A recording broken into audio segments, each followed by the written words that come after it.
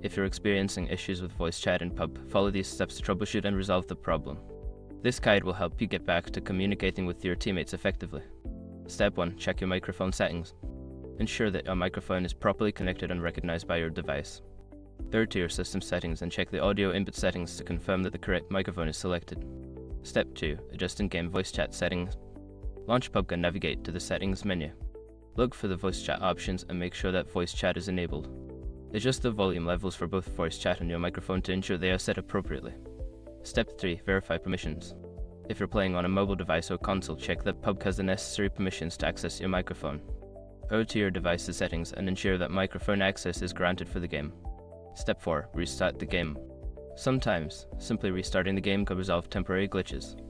Close PUBG completely and then reopen it to see if the voice chat functionality is restored. Step 5. Update the game and drivers.